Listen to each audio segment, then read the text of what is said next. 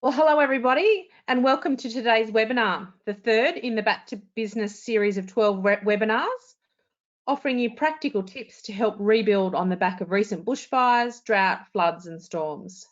My name is Megan Rogers, and I'm manager of AWI Sheep Connect New South Wales, Australian Wool Innovations Extension Network in New South Wales. These webinars are hosted by Meat and Livestock Australia, Australian Wool Innovation, AWI Sheep Connect New South Wales and Integrity Systems Company with support from New South Wales DPI, New South Wales Local Land Services and New South Wales Farmers. Our hour-long webinars are held weekly every Tuesday at 1 p.m. and will go for the next 9 weeks, and will offer resources and support to help those impacted by recent events getting back to business. Upcoming topics include livestock nutrition, water access and quality, as well as farm infrastructure, pasture recovery and redevelopment and rebuilding of your herd or flock. The series of webinars has been set up as standalone events, so we can directly email you the recording of each webinar an hour after it's finished. However, this means you will need to register for each webinar. And with this in mind, we've kept the registration process as streamlined and as brief as possible. So that's 3 questions over and above your contact details. To assist with this, you'll receive a registration link for next week's webinar in your email following today's webinar. The recordings will also be posted on the Sheep Connect New South Wales website under the Tools section. I'd also like to ask that you please answer the brief evaluation survey at the conclusion of today's webinar. Your feedback is important and I cannot stress this enough. All of our partnering organisations are very keen to hear your feedback and are committed to provide services to you that are relevant, timely, and most of all helpful to your business. So please take the time to answer the 5 questions at the end of this webinar, and I'll thank you in advance for your help with this. I now wanted to run through the housekeeping for today's webinar.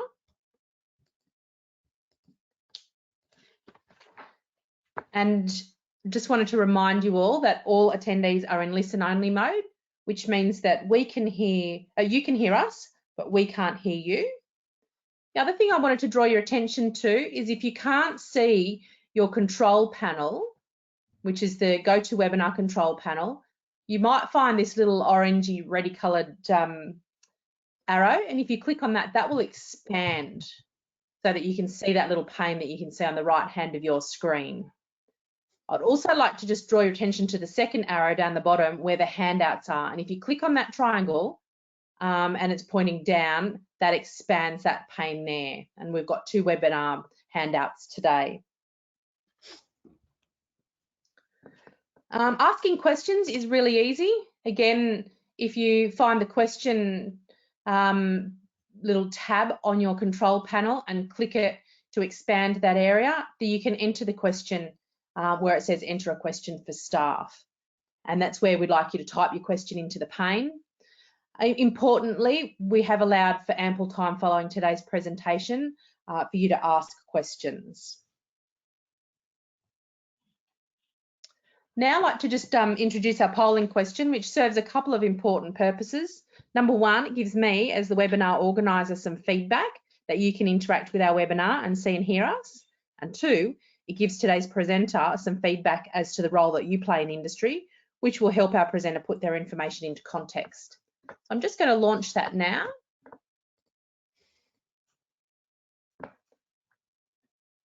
And it's just the standard one. What is your industry role? Are you a sheep-only producer, a cattle-only producer, a multi-species producer, an advisor, or do you have an other role in our industry?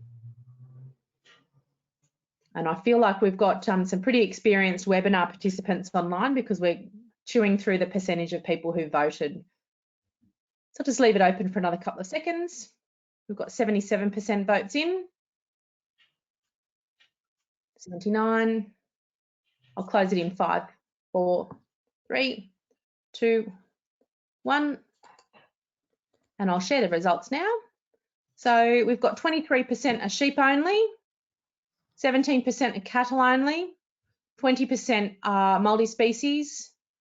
We've got 37% advisors and 3% others. So thanks everybody for participating in the poll. And Now I'd like to introduce today's presenter, Alistair Rayner. Alistair is a principal of Rayner Ag, agricultural consulting business providing services to both cattle and sheep industries and agricultural industry in general.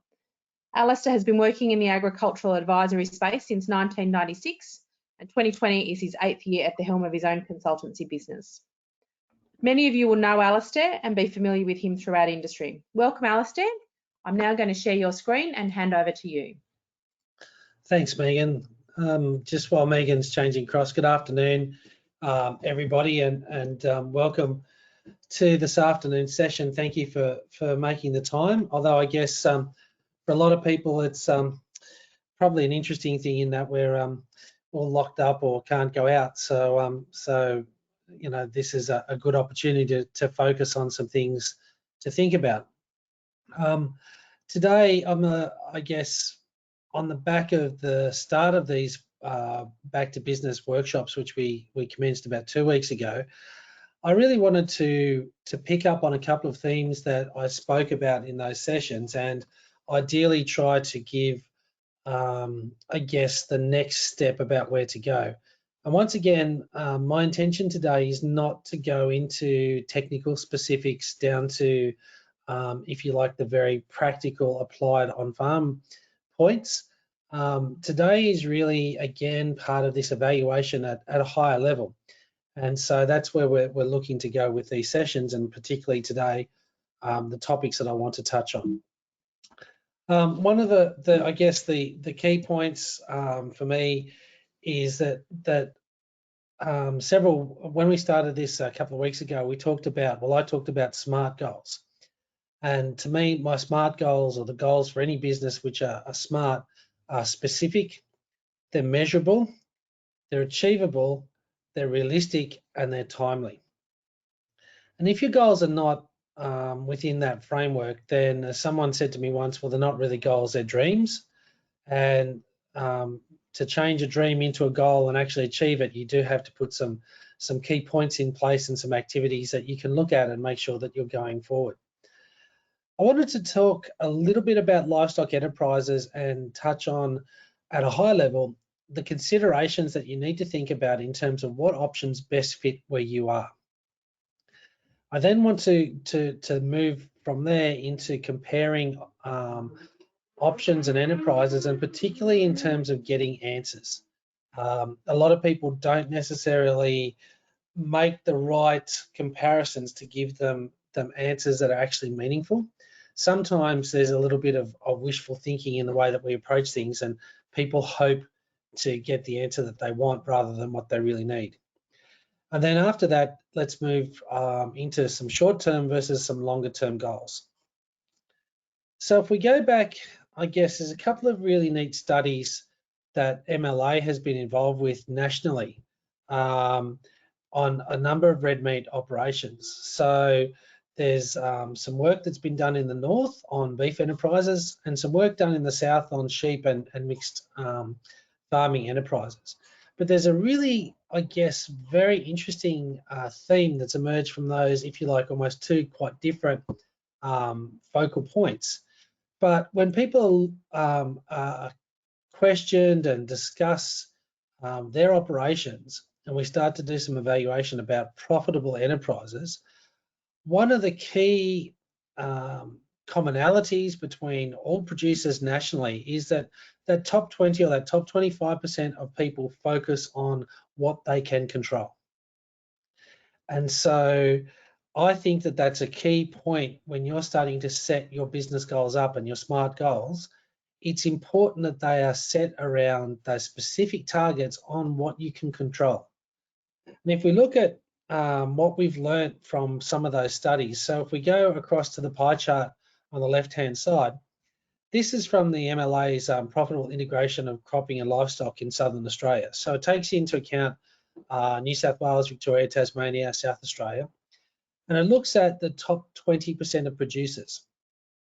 And what you'll see is the focal point for those guys very much is on controlling, you know, their focus is on their variable costs. Their overheads are less as important for them because there's probably less room to move. Then they start to look down the line at financing, imputed labour, depreciation, and so on. And without, I guess, labouring the point too much, when you look at the other 80% of people who were reviewed in that study, the overheads are probably the thing that most people in that area are focusing on rather than their variable costs. And so there's a big differential between those two, and therefore in their overall level of profitability. From the north, there was a couple of things that I quite liked, and this again reinforces that national work. But the most profitable red meat producers, regardless of where you are in the country, comes down to this idea about being business savvy. So they think differently and they think independently. So to me, that's about having some clear, specific goals that are set for their business and around what they can control. Their property is primarily a business, and they take that business-like approach to it. If you've heard me speak anytime in any webinar or any face-to-face session, you know that I love to talk about plans. But plans are essential because they are a map to get you where you need to be. And it's important to stick to a plan. There's nothing wrong with reviewing your plan and altering it and making new directions because it's based on the measurements that you've done. But if you're just wandering along doing things because of tradition or habit, then you are not going to be operating at that business level. The key point in that fourth one down is something I've seen in a number of different studies, not just by MLA. There's some work I saw a couple of years ago from Holmes and Sackett and elsewhere that's very similar in that producers that are very successful in their business actively seek new information. They rationally assess it and they apply the elements that work for their goals of benefit to their business. And that's, I guess, a really important thing. You know, it's very easy to get excited about fads and the next big thing, but if it's not been rationally assessed and applied to your program, then it's not going to help you. And as we start to get back to business now, it's really important that you think about the new information and how does it fit within your program. And lastly, and if you remember back to my presentation at the start of this Back to Business series, the importance of getting simple things right. And it doesn't really matter whether you're a goat producer, a cattle producer, a sheep producer, a mixed cropper. If you don't have the basic skill set to get your operation happening at that simple level, then everything is going to be off to a wonky start, and it's hard to then capture that to be productive and profitable. So as I spoke about earlier, when we talk about our goals, just remember SMART goals to me are specific. They're measurable, they're achievable, they're relevant. I think that I'm going to change that after this session to come and put realistic goals first and then relevant after that. There are a lot of dreams I see that are just not realistic. And last of all, they're timely goals. Today, I really wanted to speak on the two key areas of achievable and relevant. So those two specific parts of goals are where in this approach about evaluating where you are now and thinking about where do you go, that you probably need to have some, I guess, some clearer thinking about and use tools that are appropriate to help you determine if your goals are achievable and also if they're realistic. So before we really get into the nuts and bolts of anything, I think it's essential that we start to look at whether your goals can be achieved by the pasture base that you actually have. Will it support what you want to do?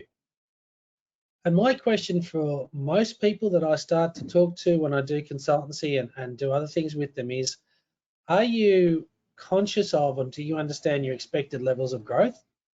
And where are your feed gaps? Now this is, if you've done something like ProGraze or Lifetime Ewe Management or some of the other courses that we've delivered over the years, More Beef from Pastures, Making More from Sheep, you'll have seen these growth curves before. So this is a growth curve for the Central Tablelands of New South Wales. And you'll see that there are 5 different types of pastures listed on that growth curve where we've got our peaks and our troughs where we'd expect a level of growth to happen. why a growth curve is important is that it starts to set you up for thinking about a period of time where there are limitations to your animal's ability to get the level of feed or the level of energy that they require to meet your goals. So if you have a big pasture gap in the middle of winter, or a big pasture gap at the end of summer because of the pasture species you have, say it's an annual grass, clover, something along those lines, you'll see that blue line there. You don't expect much growth between January and really coming into this Easter break now. So the idea of thinking about putting a livestock enterprise together based on having a rapid level of growth on that pasture is probably an unrealistic and not achievable goal frame. So it is essential in that sense to start off by knowing what your pastures are capable of and where you can go to from there. The second thing, and again, these are figures, this is again from the Northern Tablelands as an example. This comes from actually New South Wales DPI in their gross margins and understanding DSEs for sheep enterprises, to have a look at what we talk about in terms of carrying capacity. And I want to talk about this and how we compare enterprises in a minute. And apologies to anyone joining us from Queensland where you use a different level of comparison. But we tend to talk about dry sheep equivalents, which I'll use shortly, or DSEs. And so we know from a lot of work done in New South Wales by the DPI over many years, the average range of pasture types in different environments. So for example, the Northern Tablelands, if you had an improved natural pasture on granite soils, you'd probably expect with a little bit of seed and fertilizer that you could get growth rates that would be reasonably sustainable to achieve a DSE per hectare of between 4.2 and 9.1. And on average, we'd expect that most people could carry about 6 DSEs per hectare. Better pastures that grow more actively with a bit of fertilizer and a bit of clover, you'll obviously increase that carrying capacity. Now, this is important because I think that we tend to overestimate just how good our pasture base is. The growth curve that I showed you previously is one part of it. But the second part is how much of that is really likely to happen given your ongoing history of fertilizer or your past history, or the damage that was incurred as a result of the drought or the fires. And that will help you then start to set some potential ranges about what you can actually do in terms of getting an enterprise to work for you. So it then takes us into this concept about justifying your investments. Now, there's a lot of money at the moment being paid for livestock, and you only have to jump onto Auctions Plus and have a look at what prices are being paid for restocking sheep, restocking cattle, and even though some of the markets have come back a little bit, there is still a lot of money on offer or being expected for stock to go onto programs. So if you're going to invest money to buy animals to get yourself going as a short-term cash flow process, to justify that investment, you need to be able to grow those stock to achieve a level of weight and fatness that will allow you to actually get some level of profit for you. And if you remember, again, my comment a couple of weeks ago, the big driver of profitability in any enterprise is not actually the average price per kilogram that you receive. That really only accounts for about 20% of the variation in profit. The big driver for profit is the kilograms of red meat or kilograms of fleece that you're producing per hectare. So your pastures really need to be ready to support those investments. And if they're not, then perhaps you need to think about what are the alternative options, either in terms of livestock or in terms of other ways to utilize the feed that you might be growing at this point in time. And that has to be a little bit of an honesty type question about, are they really good enough, reflecting on those growth curves and that traditional carrying capacity for your environment. It is also essential to know exactly why you are buying livestock. What is the point of this? So it has to have that specific goal, that clear endpoint to achieve that will give you a return on that investment. My question for all of you listening in is, do you know your market specifications?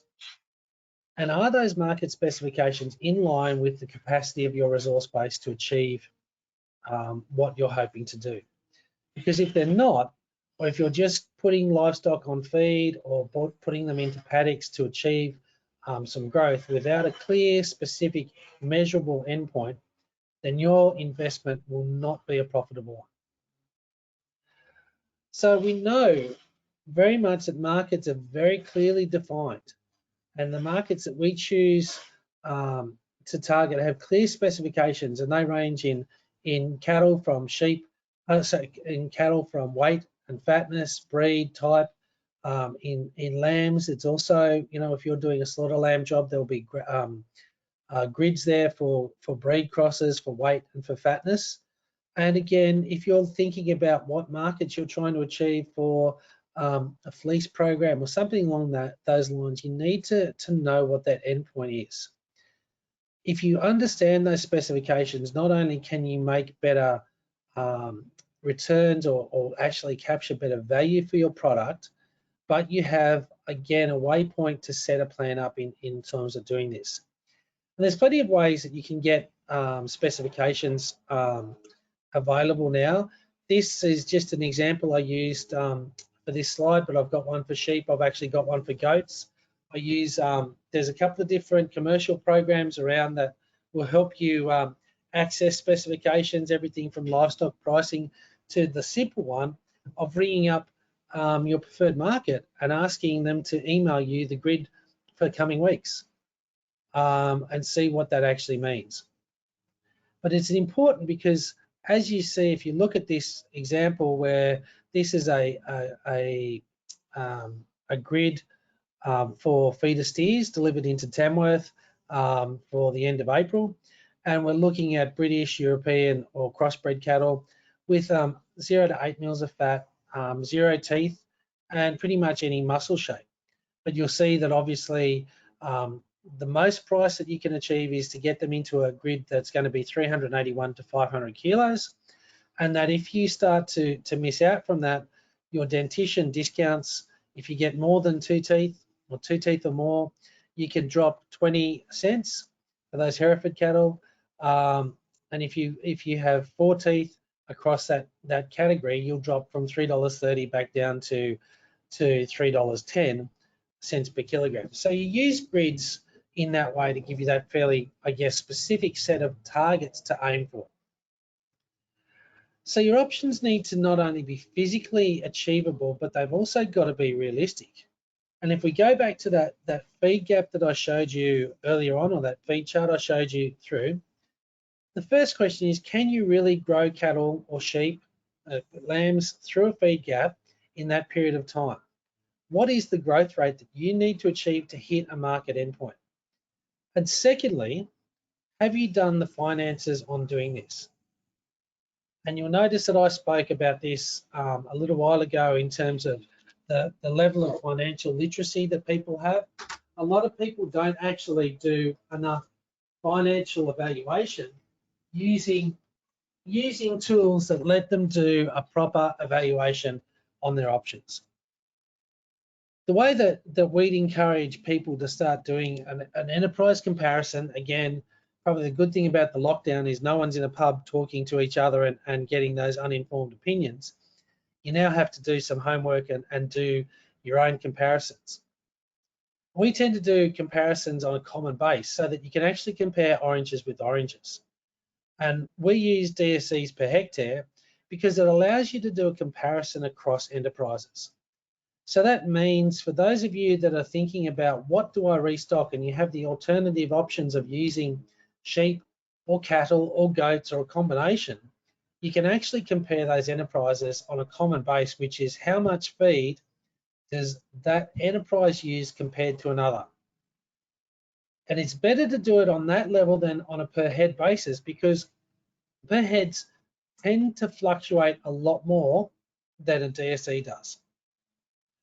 For those of you who've heard about DSEs before but never really looked at it, the DSE that we talk about in New South Wales and Victoria and South Australia and Tasmania and so on, is based on the maintenance energy requirement of a 50 kilogram wether, which is basically the equivalent of consuming 8.3 megajoules of metabolizable energy per head per day.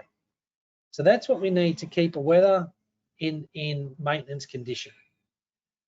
From that, because that's a known figure and a known amount, we can then calculate the differences for different classes of stock based on how much feed they'll use. So if we start off with sheep, one of the things that you'll notice is that not all sheep anymore are all 40 kilograms. We've got sheep that range from 40 kilograms up to 70 kilograms. And so the level of energy that we require to maintain a dry sheep will vary very much on their live weight. So a 50 kilo wether, there we go, is 1. But if we go up to 60, it's 1.2, and to 70, it's 1.3. You'll also notice that our single pregnant ewes or our twin pregnant ewes will have different DSE ratings at different levels of weight. That obviously changes when we go from pregnancy into lactation. So I tend to encourage people who are looking to do comparisons, particularly across a number of months, to have a look at whether they're doing a ewe lamb operation and have a look at what the average is per year based on the body weight, the average body weight of the animals within their flock. And again, you would not be just taking 5 animals and thinking that that's good enough to get you an average. If you do something like lifetime ewe or winning with weaners, you'll spend a lot of time with the deliverers talking about how to best condition score and establish those critical weights within your flock so that you can make those better decisions. But you'll see that over an average year, an average sheep of say 50 kilograms with a single lamb is going to have a DSE rating across that year of about 1.7. And then when we look down to our weaned lambs, you'll see that there's a little bit of variation in terms of what that DSE rating will be depending on your live weight gain.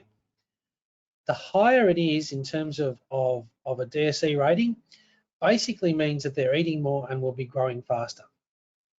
So when you start to do your evaluations, you're starting to think about the period of time that you're having those animals on site to meet a specification. How much do they need to eat to get to that endpoint? We can do the same thing with cattle.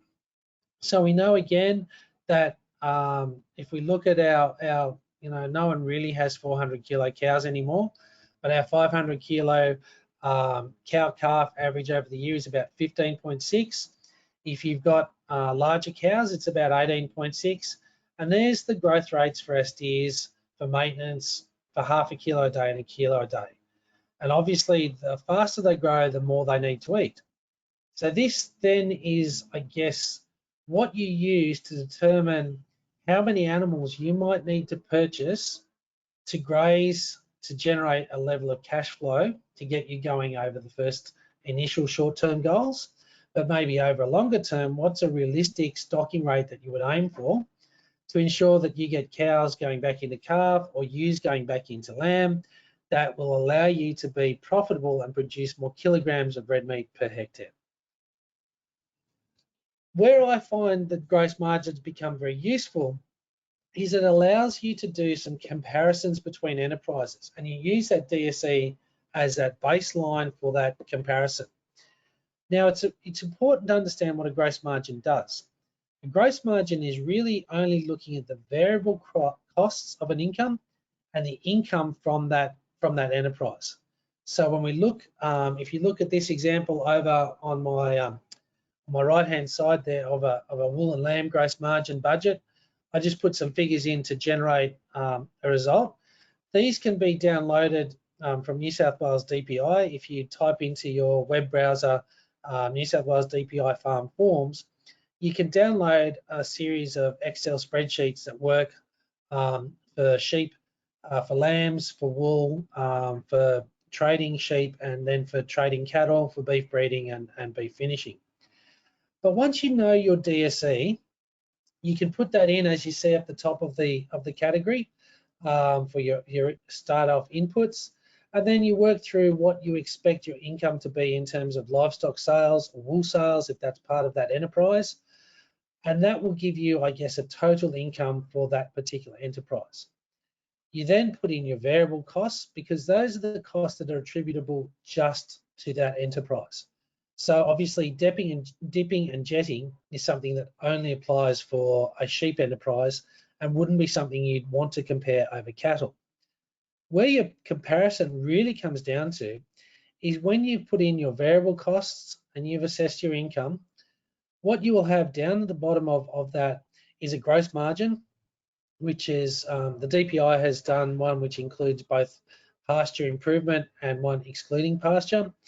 A gross margin per animal, but again, that tends to be less valuable because you might have 550 in one example versus 500 in another.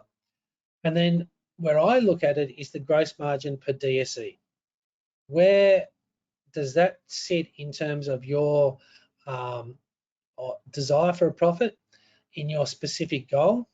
And does it justify the investment that you need to make to get yourself going into that program? And so a gross margin very quickly allows you to do some comparisons about which enterprise might work for you once you've considered that it will work for your environment. I wanted to do, I guess, an example about realistic / achievable options. So this is how I use gross margins and find out, I guess, a little bit of an approach. Could be with a lamb trading enterprise. It could be with a growing out, older cows or something like that. But I've just done it using some current prices based on Auctions Plus from last week. Putting those cattle, if you remember back to the specifications I showed you for feeder steers a little while ago. So if we were to purchase 300 kilo backgrounder steers, the current purchase price for those steers was $1,260 a head. And if we grew them for 150 days to get to an entry weight between 380 and 500 kilos. So that was, if you like, the specific targets that we're aiming for. So if you looked, for example, and I've used just for this example the Northern Tablelands, but if we were trying to push a kilo a day of average daily gain to get those steers to 450 kilos, we could run 100 steers on that DSE rating for that level of growth. And at that price and that weight, they would come in at $1,485 per head, which gives us on the gross margin per DSE, $15.86 per DSE. Now my question, and for those of you who live in a tablelands environment, whether it's in the New England or the Central Tablelands or the South, is once winter comes or once April comes, you'll see that pasture growth drops off pretty dramatically. And unless you've got an oats crop in, how realistic is it to think that you can run steers at a kilo a day for effectively 150 days? It's possibly not that realistic at all. So what you might then do is go, well, if we ran steers at a slightly lower growth rate, so 0.6 of a kilo per day, that will actually result over that 150 days, they'll get to a live weight of 390 kilos. So they'll fall into the specifications we're targeting at. We can actually run slightly more animals because they're actually eating a little bit less for that level of growth. So our gross margin is $14.52. It's not hugely different. It's about $1, just over $1.40 per DSE. So $1.30 per DSE. So for some people, that's probably, a realistic option for them because they can then say, I don't have to push things and bust a gut to get those animals there. So gross margin lets you do that. But it also lets you test out the sensitivities to what could potentially go wrong. So if we said something like selling 115 steers, which was what that gross margin was based on, that gives you a pretty good $14.52 return.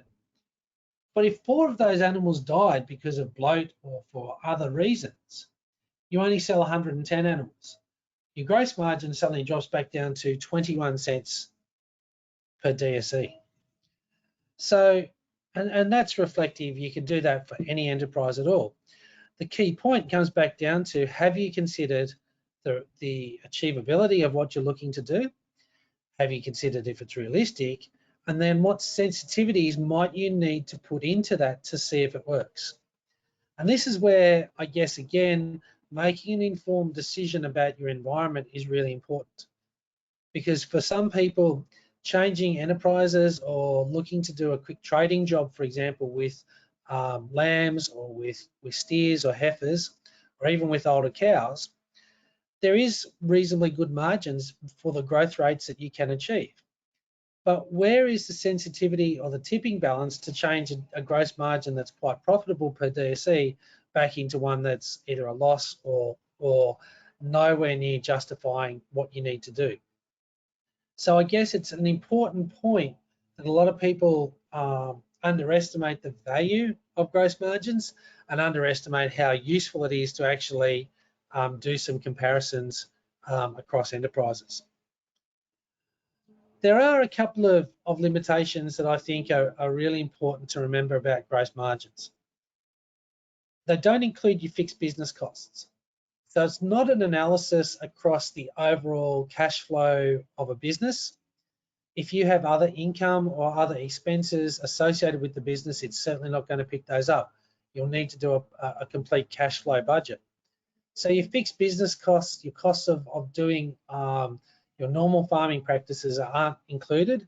This is really a comparison between, is this an enterprise that might be useful for you to generate some short-term cash flow, and if it is achievable within your environment. It's also really important not to get tied up in the endless what ifs. And lots of people sit there and they start to really go through the what ifs about, what if I got, an extra half a micron better in my fleece, or what if the market did this or that? Where I think it's important is to go back and again look at that market information we talked about in the first session and say, okay, this is the trend line that I'm looking at. Based on my own historical production data, these are the risks associated with this enterprise that might be an issue associated with production that could cause a level of risk to the gross margin. And lastly, it's important to remember that it's a comparison, it's not a crystal ball. So if you do look at it and it compares favorably or compares favorably to running trading lambs versus buying in and trading cattle, maybe then the next question is not going to be the economic one if they're very similar. It might be what one will give you the most satisfaction personally, or the one that is most achievable for you physically and with the resource base in terms of infrastructure that you have. So again, we keep coming back to what's realistic and what's achievable for your environment. When you understand that, if you really focus on that realistic, achievable, you then start to make some very strong comparisons. Those DSE ratings allow you to compare across enterprises, because at the end of the day, you're looking at a comparison on a profit or loss per DSE. It's irrelevant whether, in some ways, whether you've got 500 cattle and 6,000 sheep. Not that you'd have that, because that's, again, a bit, I guess, excessive, but more to the point, you would look at that and say, this is the DSE for that enterprise versus that enterprise. Which one gives me the best return? Which is the most achievable and realistic for my environment? It also gives you then the capacity to start throwing in, I guess, your level of risk associated with it.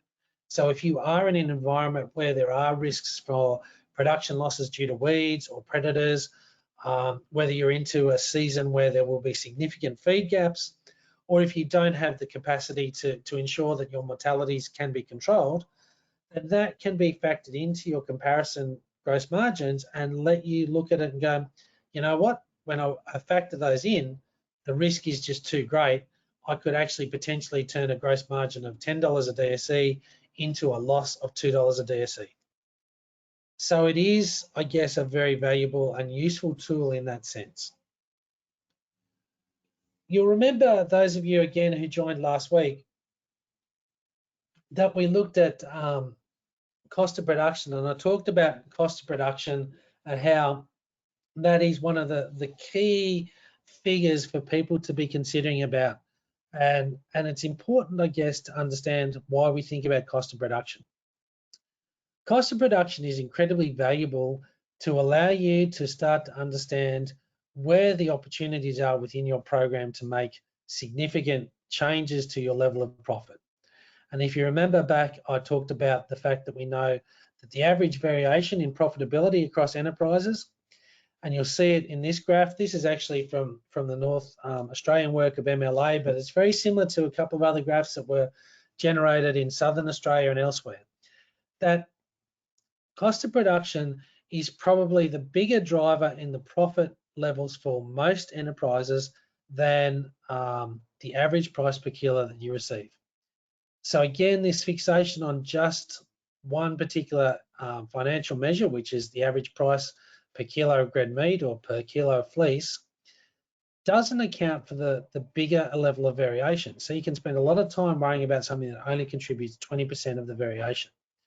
So cost of production, accounting for that 80% of variation, when you start to delve into it, 80% or 70% of the variation, 70 to 80% of the variation in cost of production is due not necessarily to costs, particularly to fixed costs.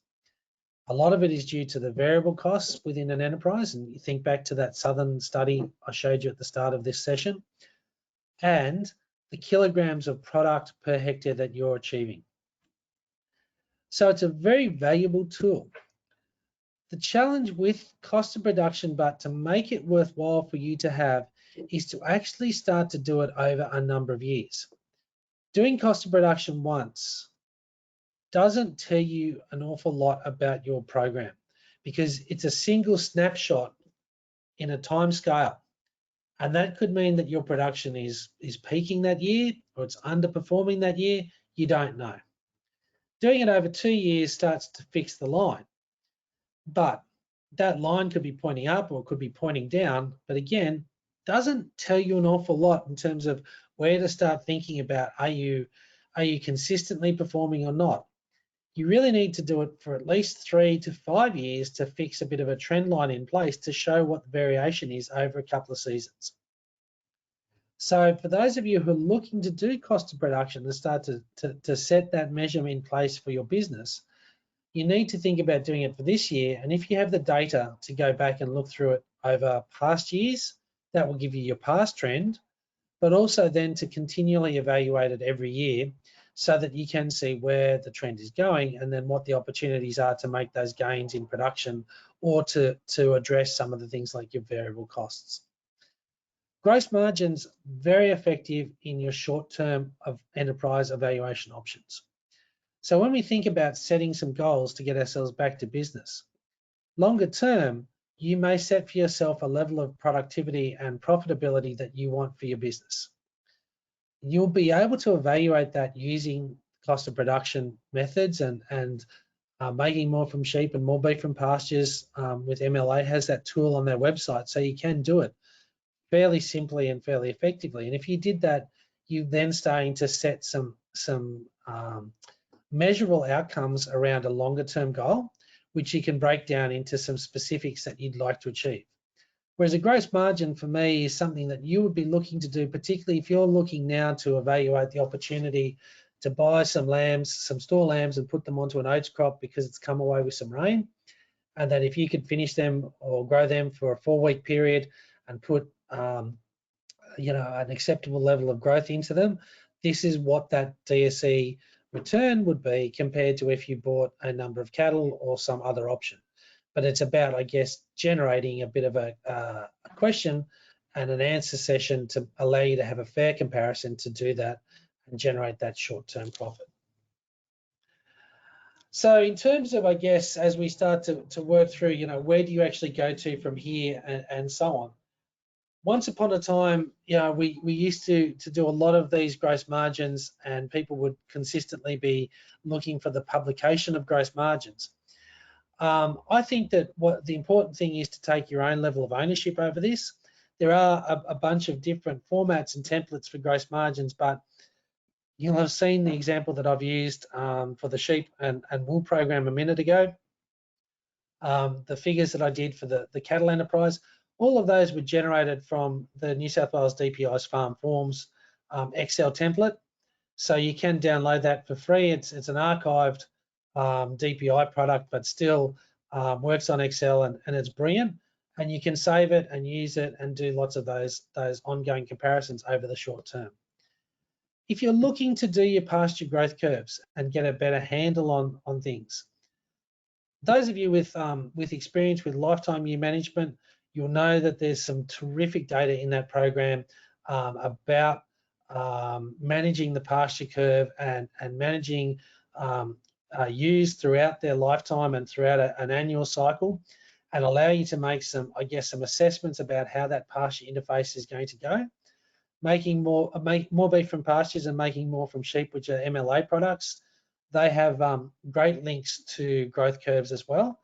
And so you can find those growth curves very easily for your environment in New South Wales. And similarly, there are those for the interstate areas as well.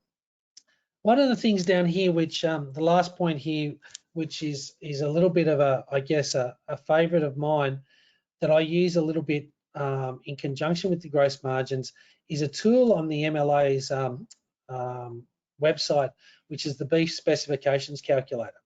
Now, I haven't actually seen one for sheep yet, so apologies particularly to lamb producers, but the tool that we have built in there is quite a useful one because it allows you to put into the calculator a weight and a fatness at an initial starting point and a frame size. You can also put in a breed content based on what you know, or there's a little triangular version with a diagram which you can alter the breed content. Now that's useful because if you were thinking about targeting a specification where fatness might be an issue or weight might be an issue, and you're doing calculations on 0.6 of a kilo a day versus 1 kilo a day, at the end of 150 days, what is your weight difference? What is your fatness difference? And therefore, what could that mean to the ultimate value that you put into your gross margin? So in a feeder steer example that I use there, you'll see that we got 450 kilos after a kilo a day versus 396 kilos after that same period of time at 0.6. The calculations were done through the beef specs calculator. The fatness was also less for those slower growing cattle, but they were still within the feeder steer specs. So I could be comfortable that if I grew them at a slower rate, they'd still meet my weight requirements, they'd still meet my fat requirements, and as long as I didn't go over the teeth, I'd be okay. So there are those tools that are out there that are relatively easy for you to use to give you, I guess, a little bit of refinement around your gross margin assumptions. And again, making your assumptions as accurate as you possibly can will generate much more useful data for you in your gross margin and give you a much better basis for comparison than an optimistic, oh, it'll be right, I can traditionally run those cattle or those sheep in this environment.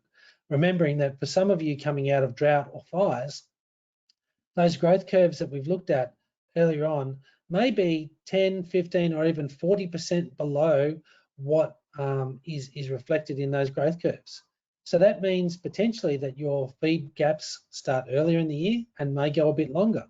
So all of a sudden you will have to then adjust your assumptions about how many animals you can run and therefore what you will put through your gross margin. Just remember, I guess, that again, today hasn't been about trying to give you a heap of specifics on how to do to determine whether it's best to have a trading steer enterprise versus a trading lamb enterprise or something on those lines. I really want that high level for you to go away and think about your environment, given that I think Megan said there's 109 people registered today from across the country. You're all going to have different environments and different resources to support what works for you. So if you are looking to go into a more specific level, remember that part of this back to business process has been that MLA has developed the opportunity for people who have been in fire affected regions to access 3 free one-on-one sessions with a consultant to help put your business back into a process where you can achieve your goals. Again, as it's free, and your registration depends on which part of the state, which part of the country you're in. But if you're in New South Wales, you can talk to John Francis down in Wagga. But Victorians through AgVic for Lyndon Cubell, or Tasmania, Leanne Sheriff at Macquarie Franklin. South Australia and Western Australia, Andrew Curtis and Ed Riggle. I'm not sure what the Queensland coordinator is at this stage, but if you wanted to send an email to MLA to register or to inquire, there are the links there for you to look to do that. And I guess lastly, before I finish, just a little bit about me. I, as Megan said, am in my 8th year of running my own consultancy, and I do a lot of this work as well, and I'm doing some of the back to business consultancy work for MLA. So if you do want to contact me and follow up with any questions following this session, please feel free to send me an email through my website, which is at raynerag.com.au, and I'll try and answer those. And yeah, you might pick up something after you download the session later on this afternoon. But now I think that's probably where I'd like to leave it, Megan, and throw it back to you to answer any questions that might have come in the last little while. Alistair, thank you. I'll just change back to my screen now. While I'm waiting for some of the questions to come in, I just wanted to ask you how you've placed a lot of emphasis on a gross margin for doing some analysis. What if I'm not very confident in doing that? Obviously, the Back to Business is consulting programs is quite useful for that.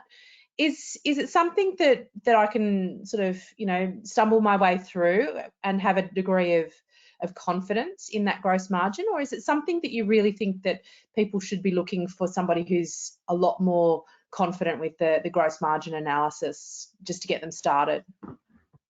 Oh, that's a little bit of a double-edged question there, I think, Megan, to some degree. Effectively, gross margins are a very straightforward tool and can be made to be very simple in terms of what to do with them. So the reason I like the DPIs template is because it is quite simple in that level. You don't need to have an awful lot of financial records sitting in front of you to work your way through it. So for a lot of people who are just looking to do a comparison between should I buy those lambs and Auctions Plus today or not, if I buy them, they've got to put on 20 kilos between now and the end of May, for example. I can do that. So that means that they'd be worth approximately this.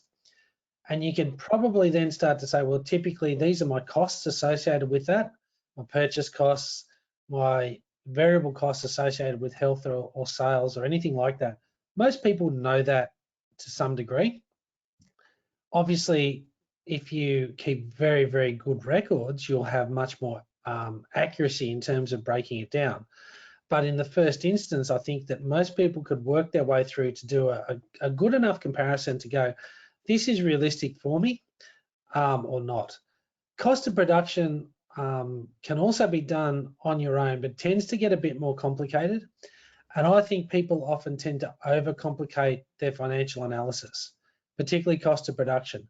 We've got people who have done cost of production in the past who've put everything down, including dog biscuits, and sat down and worked out that they were spending too much on dog biscuits and had to get rid of 5 dogs or something along those lines. So, that I think is a level of overboard approach to it.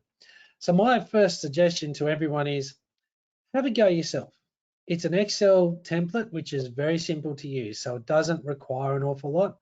You're not going to have to do an awful lot of determining dressing percentages or clean fleece weights or any of those things necessarily. You can do it in a broader context because it's a gross margin, and that will give you the comparison. If you wanted to then check it with someone, then certainly go back and talk to your consultant and say, help me work through this and make sure that I'm not missing anything fundamental out of here, that you haven't included some of your fixed costs rather than just the variables. But for most people, when they've had a couple of goes at it, they've been fairly comfortable with it. Okay, thanks, Alistair. I've got a couple of questions that have come in. The first one is from Emily, just regarding how often would you recommend I do gross margins? Sorry, so that was from Emily? Yes. Yeah, Emily, I think that gross margins are something that you should do when you're looking to compare a new enterprise to start with. But I think that probably the other part of it comes back down to that specific measurable part of a goal. Once you've actually got, I guess you end that particular enterprise, if it was a trading enterprise, I'd run them again to put the actual figures in to see that your budgeting was on track or not. But if it was a longer term enterprise, and some of those, so there's beef breeding, there's sheep breeding in those, I think it's a bit important to probably run it maybe quarterly, particularly to make sure that the things that are variable costs within that program are not blowing out. And if you go back, think back to my Southern example, that pie chart at the very start, that fixation on variable costs is really important. So if you leave it, particularly in those longer enterprises, to the end or as an annual assessment, I think you miss out on the opportunity to make sure that you're kicking goals. So it's a little bit of a determination around the length of time of that enterprise, as well as the start point and the end point. That's how, and that's certainly how I approach it anyway. Thanks, Alistair. And just, I guess there's a lot of change in industry at the moment, and this is another question that's come through on the back of the previous one from Emily. And you know, you've already touched on checking them with a degree of regularity. Obviously, there's a bit of change in the industry at the moment, particularly with things such as the wool market, but also, you know, cost of, if you wanted to do some trading, just the buy-in price. And can you account for that in your gross margins? And should you be checking that when there's, you know, large swings in different factors that are impacting our industries, such as what we've got at the moment? Absolutely. And so that's, and so there are, I mean, there are terrific industry indicators for all of our commodities. So, you know, we've shown that graph that that the AWI team put together for fleeces. We've got the terrific MLA resource on our red meat values. So you can look at the trends, and you might look at doing maybe modeling a couple of variables on a gross margin. Again, as a spreadsheet, you can probably have two comparisons there to look and say, well, the trend for, you know, weaner steers has been that they're worth, you know, $700 a head, but the last couple of weeks it's gone up to $800 a head. I'm going to do a valuation based on 3 levels of price there, and look at the value of those as feeder steers or slaughter steers or whatever they might be, and again run those sensitivities against that. It'll quickly tell you it doesn't take very much, because you just copy one sheet to the next, and all you're really changing is your input price and your sale price. Everything else will generate then for you a gross margin on a DSE basis, and you'll see very quickly where your, if you like, your sensitivities are going to lie. And if you have a critical cutoff point, which is if it's, you know, less than $5 a DSE, I'm not interested. That makes it a pretty, you know, a pretty good way of actually generating some buying discretion around your livestock purchases. Thanks, Alistair, for answering that question, and thanks for the questions that are coming in to our attendees. I particularly like the look of a sensitivity analysis, whereby you can have a look at some of those, you know, and if it can come through in a table, it's particularly insightful in terms of what the impact of some of the, you know, adjustments in, whether it be price or you know, even lambing percentage, or, you know, the sale price of a cast for age animals. So I think a sensitivity analysis at the back of a gross margin is a really valuable tool, just to give you an idea of where things might go in an environment that you can't control everything all the time. Well, Just one I think final. that's right. Sorry, Megan, and I just to I guess to come in across that, there are certainly, remember back to my very first point, there are some things that you cannot control. You cannot really control what the markets are going to do at a global level or a national level. So using your sensitivity analysis allows you to set a level of risk, if you like. What is the level of risk that the market, given the trends that we see in the information provided nationally, is going to to collapse or to really bound away. And you're never going to get that 100% right because it's out of your control, but you can set, if you like, an operating environment up, which is where the level of risk is that you feel comfortable. So some people feel very good about high levels of risk and others don't. So that's, I guess, that option for either of you. And then you can put the sensitivities in around that and take into account then what can you control. So you might be able to control price, but you can control your variable costs. You can control your growth rate and you control your time of turnoff.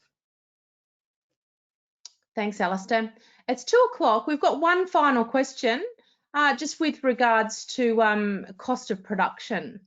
And if I want to do a cost of production for my business and for my enterprise, my livestock enterprise, how many years should I go back to get a representative picture of my business?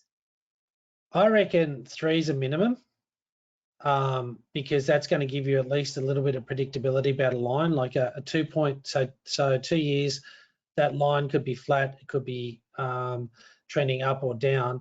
3 will at least give you a bit of a, I guess, a longer term view. And if you had the data to go back to 5, I reckon that's probably ideal, because then you've got, it's like anything in terms of analysis, the more data that you're able to use and to run through, the greater the level of accuracy that you'll have. So 1 point in time is not very accurate, 2 is better but still not that great, 3 you're really starting to get there, but by the time you get up to about 5 you're really starting to get that. And what you might see then is some peaks and some troughs, but the trend will be a little bit more favorable or unfavorable, and then you can start to make some questions. Why is that? What did we do differently in those years? Or what are we doing that we weren't doing 5 years ago? Why are we suddenly going backwards? So that's probably my approach to it. Not everyone has that data, but so it's a bit hard. Yeah, and there's a lot of information to collect as well. So undertaking cost of production with a high degree of accuracy can be quite time consuming. So it's not, I guess with our social distancing, it might be something that people have put off to a rainy day, and I guess this is an imposed rainy day in some ways. Well, we've just gone on 2 o'clock, so I think we might wrap the questions up there. Thanks everybody for your questions.